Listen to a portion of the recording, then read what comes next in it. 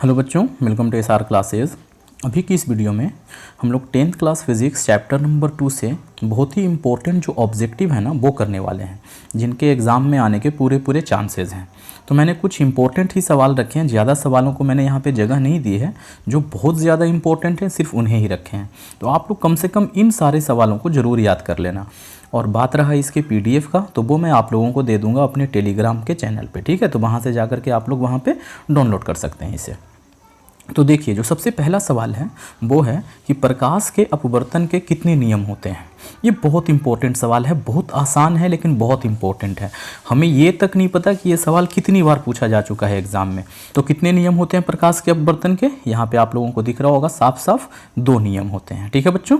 अब हम लोग अगली सवाल की तरफ बढ़ते हैं। अगला सवाल है कि प्रकाश की किरण जब विरल माध्यम से सघन माध्यम में प्रवेश करती है तो क्या होता है उसके साथ, ठीक है। जैसे कि ये देखिए, कोई एक अपवर्तक सतह है, ऐसे प्रकाश की किरण ऊपर से आई, ठीक है, यहाँ पे अभिलंब डाल दिया हमने, तो ये क्या होगा, अभिलंब की दिशा में मुड़ेगा या अभिलंब से दूर जाएगा, क्या होगा ये पूछा जा रहा है। तो ये क्या होता है, जब विरल माध्यम से सघन माध्यम में प्रवेश करता है तो प्रकाश की किरण जो है ना वो अभिलंब की ओर मुड़ जाता है, ठीक है बच्चों। ये बड़ा इंपॉर्टेंट सवाल है, इसे जरूर याद कर लेना आप लोग, ठीक है। अगले सवाल की तरफ बढ़ते हैं। अगला सवाल है कि प्रकाश की किरण जब 2 माध्यमों को अलग करने वाली सतह पर लंबवत पड़ती है। लंबवत का मतलब ये होता है कि ये रहा वो सतह जो 2 माध्यमों को अलग कर रहा है। मान लीजिए कि ऊपर में M1 है और नीचे में M2 है ना। मानने को ये हवा हो सकता है और नीचे क्या हो सकता है, पानी हो सकता है। और एक किरण एकदम लंबवत ऐसे आए तो इसका अपवर्तन होगा या नहीं होगा, और अगर होगा तो ये अभिलंब की दिशा में क्या होगा, अभिलंब से दूर भागेगा या अभिलंब की दिशा में मुड़ेगा, क्या होगा। तो जब लंबवत आती है ना किरण तो बिना अपवर्तन हुए ये सीधा निकल जाता है, ठीक है बच्चों। तो ये क्या हो जाएगा, इसका सीधी निकल जाती है, ठीक है जी। अब हम लोग देखो अगले सवाल की तरफ बढ़ते हैं। अगला सवाल है कि पानी से भरी बाल्टी की गहराई कम मालूम पड़ती है, इसका क्या कारण है, ठीक है। जैसे कि पानी से भरी बाल्टी में अगर कोई आप कॉइन वगैरह सिक्का वगैरह डाल दो तो वो थोड़ा सा ऊंचा दिखाई पड़ता है। तो इसका क्या कारण है, इसका एक ही कारण है, वो है कि प्रकाश की जो किरणें होती हैं ना वो क्या हो जाती हैं, अपवर्तित हो जाती हैं, ठीक है। अब देखिए अगला सवाल है, बहुत इंपॉर्टेंट सवाल है ये, कि प्रकाश का अपवर्तन क्यों होता है। आखिर वो कौन सा कारण है जिसके वजह से प्रकाश का अपवर्तन हो जाता है। तो इसके अपवर्तन का एक कारण है कि जब ये प्रकाश एक माध्यम से दूसरे माध्यम में प्रवेश करता है तो उसका चाल बदल जाता है। तो चाल में अंतर के कारण प्रकाश का क्या होता है, अपवर्तन होता है। ये सारा कुछ मैंने पढ़ा रखा है, आप लोग अगर वीडियो देखना चाहें तो ज़रूर देख सकते हैं। अगर आप लोगों को उसका लिंक नहीं मिलता है तो मेरे व्हाट्सअप नंबर पे कांटेक्ट कीजिए। इसके अलावा मैं इसके डिस्क्रिप्शन में भी वो वीडियो का लिंक डाल दे रहा हूँ जहाँ पे मैंने वो सारा कुछ पढ़ाया है। बच्चों, आप लोगों को एक और चीज़ बताना था, वो ये कि जैसा कि मैंने बताया था कि अनअकैडमी पे NTAC का जो ये है तैयारी कराई जा रही है, जो कि एक स्कॉलरशिप प्रोग्राम है, उसके लिए अच्छी खासी तैयारी होती है वहाँ पे। तो आप लोग वहाँ पे चाहें तो तैयारी कर सकते हैं। वैसे कल यानी कि 31 तारीख को एक वहाँ पे टेस्ट होना है अनअकैडमी पे, जो कि बिल्कुल फ्री ऑफ कॉस्ट है। कोई भी बच्चा वहाँ पे जाके एग्ज़ाम दे सकता है, अपने आप को जांच सकता है कि उसकी तैयारी कितनी अच्छी हो रखी है। तो कल आप लोग दे सकते हैं वो एग्ज़ाम 31 तारीख को, ठीक है। अनअकैडमी पे होना है वो एग्ज़ाम, ठीक है बच्चों। इसके लिए आप लोग अनअकैडमी का ऐप डाउनलोड कर सकते हैं, वहाँ से जा कर के एग्ज़ाम दीजिए, ठीक है।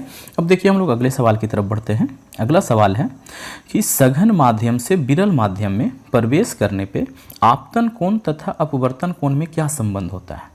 मतलब ये कि अगर कोई प्रकाश की किरण सघन माध्यम से, ये याद रखना है बच्चों, ठीक है, कि सघन माध्यम से कहाँ, विरल माध्यम में प्रवेश करे तो आपतन कोण और अपवर्तन कोण में क्या संबंध होता है, ठीक है बच्चों। तो देखिए क्या होता है, तो अपवर्तन कोण जो होता है ना वो आपतन कोण से बड़ा होता है, ठीक है जी। ये याद रखना, इंपॉर्टेंट सवाल है ये भी। अब देखिए अगला सवाल, किसी वस्तु से निकलकर किरणें किसी लेंस से अपवर्तित होकर जिस बिंदु पर मिलती है उस बिंदु को क्या कहते हैं। मान लो कि किसी वस्तु से प्रकाश की किरणें निकली, वो जाके किसी लेंस पे पड़ी, लेंस ने उसका अपवर्तन किया, अपवर्तन होने के बाद वो किरणें जिस बिंदु पर मिलती है उस बिंदु को क्या कहते हैं, तो इस बिंदु को प्रतिबिंब कहते हैं, ठीक है। हाँ जी, उसे क्या कहते हैं, प्रतिबिंब कहते हैं। अगले सवाल की तरफ बढ़ते हैं। वास्तविक प्रतिबिंब कौन बना सकता है।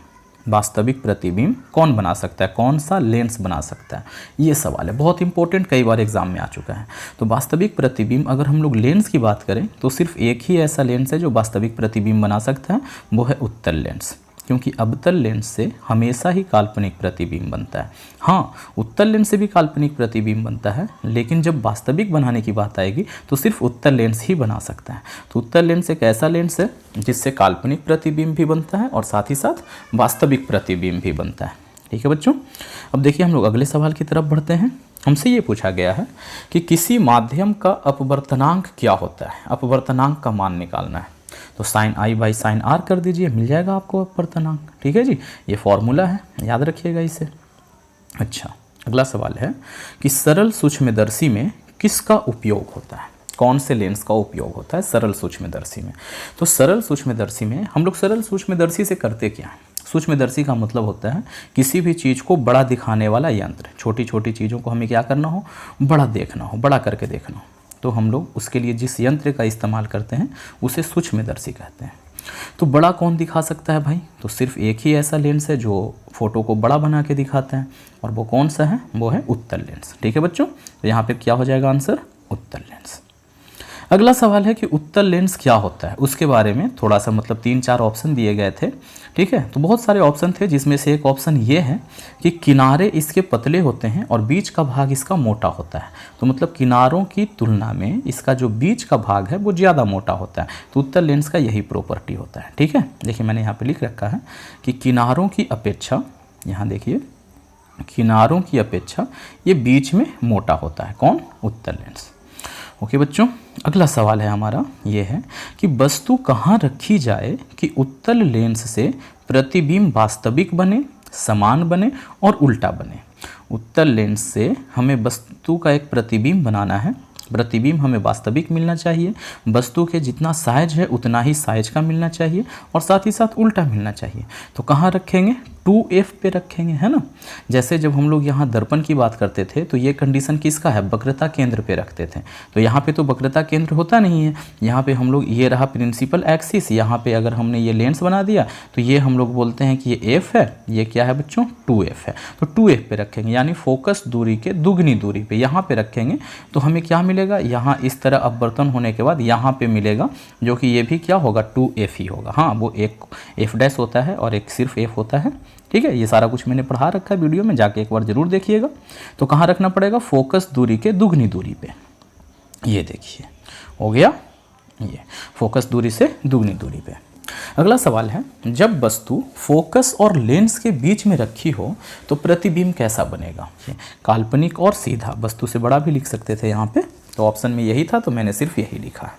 अगला सवाल है कि एक उत्तल लेंस से 30 सेंटीमीटर की दूरी पर एक वस्तु को रखा गया है, लेंस से उतनी ही दूरी पर वास्तविक प्रतिबिंब बनता है, तो फोकस दूरी बताइए। ये सवाल बड़ा अच्छा है, बड़ा इंटरेस्टिंग है। ठीक है, ये एक उत्तल लेंस है, इससे 30 सेंटीमीटर की दूरी पे हमने क्या रखा है, वस्तु को रखा है यहाँ पे। जब इसका प्रतिबिंब बना तो ये भी कितने डिस्टेंस पे बना, यहाँ पे ये भी 30 सेंटीमीटर पे बना, यानी कि वस्तु का जो दूरी है और प्रतिबिंब का दूरी है वो समान है। ऐसा कब होता है, जब हम वस्तु को क्या रखते हैं, 2F पे रखते हैं, है ना। जब वस्तु को क्या रखते हैं, 2F पे। तो अगर 2F जो है वो 30 सेंटीमीटर है, तो बताओ F इज इक्वल टू क्या हो जाएगा, तो 2 से इस 30 को काटेंगे तो कितनी बार में जाएगा, 15 बार में, यानी कि 15 सेंटीमीटर हो जाएगा। ठीक है बच्चों, अगर ये चीज़ समझ में नहीं आया तो कमेंट करके ज़रूर पूछना, मैं फिर से बता दूंगा इसे। ओके, 15 सेंटीमीटर ये रहा। चलिए अगले सवाल की तरफ बढ़ते हैं। अवतल लेंस की फोकस दूरी 20 सेंटीमीटर है, तो इसका क्षमता बताना है ना। लेंस की क्षमता हमें पता है, लेंस की क्षमता क्या होता है, P इज इक्वल टू होता है 1/F, अगर F मीटर में रहे तो, और अगर F सेंटीमीटर में दिया हुआ है तो इसको हम 100 से क्या करते हैं, मल्टीप्लाई कर देते हैं। तो फोकस दूरी दे रखा है 20 और ये है सेंटीमीटर में, तो क्या हो जाएगा, यहाँ देखिए मैं करता हूँ यहाँ पे कि P इज इक्वल टू 1/20 और इसको क्या करेंगे 100 से मल्टीप्लाई कर देंगे, तो ये कितनी बार में जाएगा, 5 बार में जाएगा। ठीक है, तो 5 डाईऑप्टर आएगा। अब सवाल रहा कि प्लस में आएगा या माइनस में आएगा। तो अवतल लेंस जो होता है उसका फोकस दूरी किस में होता है, माइनस में होता है। तो ये जो आंसर आएगा वो क्या आएगा, माइनस का 5 डाईऑप्टर। ओके बच्चों, तो इसका आंसर क्या हो जाना है, माइनस का 5 डाईऑप्टर। चलिए अगला सवाल है, जब वस्तु 20 सेंटीमीटर पे रखी गई हो तो उसका प्रतिबिंब काल्पनिक बनता है, तो बताइए कि उसका फोकस दूरी क्या होना चाहिए। तो यहाँ देखिए लिखा हुआ है 20 सेंटीमीटर से अधिक। अगला सवाल है कि किस लेंस द्वारा केवल काल्पनिक प्रतिबिंब बन सकता है। ऐसा कौन सा लेंस है जिससे केवल और केवल काल्पनिक प्रतिबिंब बनता है। हम सब लोग जानते हैं ये वाला लेंस है ना, अवतल लेंस जिसे कहते हैं, इससे हमेशा काल्पनिक प्रतिबिंब बनता है। ओके, तो अवतल लेंस हो गया। अच्छा, एक लेंस की क्षमता 5 डायोप्टर है प्लस में, तो बताना है कि ये लेंस कौन सा है। ठीक है, 5 डायोप्टर दिया हुआ है प्लस में दिया हुआ है, तो सबसे पहली बात कि ये जो लेंस है वो कौन सा लेंस होगा, उत्तल लेंस होगा। अब देखो यहाँ पे P इज इक्वल टू क्या होता है, P इज इक्वल टू होता है 1/f। अब P इज इक्वल टू 5 दिया हुआ है, यहाँ पे क्या हो जाएगा 1/f। तो f को इधर करते हैं, 5 को इधर करते हैं। ठीक है, तो क्या हो जाएगा, मैं इसे यहाँ पे रब कर देता हूँ। ठीक है, अब ये तो रब ही नहीं हो रहा है भाई। ठीक है चलिए देखिए, यहाँ देखिए मैं करता हूँ, तो f इज इक्वल टू क्या, मैं ऐसा करता हूँ कि इसे रब मिटा ही देता हूँ। ठीक है, तो यहाँ पे लिखता हूँ फिर से, तो f इज इक्वल टू क्या हो जाएगा 1/5। लेकिन ये मीटर के लिए, अगर सेंटीमीटर में करना है तो इसको 100 से क्या करना पड़ेगा, बदल देना पड़ेगा। ठीक है, मतलब कि मल्टीप्लाई कर देना पड़ेगा, तो कितना आ जाएगा 20। ठीक है, तो इसका फोकस दूरी कितना होगा 20 सेंटीमीटर, वो भी किस चीज़ का होगा बच्चों, प्लस के होगा। प्लस का क्यों, क्योंकि भाई ये वाला चीज़ प्लस में दिया हुआ है, तो प्लस की वजह से उत्तल लेंस सही है। तो क्या हो जाएगा 20 सेंटीमीटर फोकस दूरी का कौन सा, उत्तल लेंस। ओके बच्चों, वैसे इस सवाल के मतलब कि इस चैप्टर के बहुत सारे सवाल, यानी कि जितने भी सवाल थे मैंने तकरीबन 30 से 40 सवाल करवाए हैं। उसका एक प्रॉपर वीडियो बना हुआ है 1 घंटे का, आप लोग चाहें तो वहाँ जा करके देख सकते हैं चैनल पे। मैं इस वीडियो के डिस्क्रिप्शन में भी डाल दे रहा हूँ उसका लिंक, उस वीडियो का, आप लोग वहाँ से भी देख सकते हैं। अगला सवाल है, उत्तल लेंस की फोकस दूरी 25 सेंटीमीटर है, तो इसका क्षमता क्या हो जाएगा। तो क्षमता इज इक्वल टू क्या होता है 1/f होता है, f के जगह पे 25 रखेंगे, सेंटीमीटर में है तो 100 से मल्टीप्लाई कर देंगे। ये कितनी बार में जाएगा, 4 बार में। उत्तल लेंस का फोकस दूरी प्लस में होता है, इसलिए आंसर किस में आएगा, प्लस में 4 डायोप्टर। ठीक है बच्चों, ये रहा प्लस का 4 डायोप्टर। अच्छा, छोटे अक्षरों को पढ़ने के लिए किसका उपयोग किया जाता है, यानी कि कौन सा लेंस का उपयोग किया जाता है छोटे छोटे अक्षरों को पढ़ने के लिए। ठीक है, तो छोटे अक्षरों को पढ़ने के लिए हमें क्या करना होगा, मतलब एक ऐसा लेंस का उपयोग करेंगे जो अक्षरों को बड़ा करके दिखाए, है ना, ऐसा लेंस का उपयोग करेंगे। और बड़ा कब दिखाए, जब हम लेंस को उसके बहुत करीब लेके जाएं, तब वो उस अक्षर को क्या करे, बड़ा करे। ऐसे नहीं कि दूर से ही बड़ा करते रहे, यानी कि कम फोकस दूरी का उत्तल लेंस। उत्तल लेंस वस्तुओं को बड़ा करता है, मतलब कि चीज़ों को बड़ा करके दिखाता है, और फोकस दूरी कम होना चाहिए ताकि हम उसको क्या करें, मतलब कि उसको सटा करके एकदम बढ़िया से देखें तो बड़ा होकर के दिखाए वो।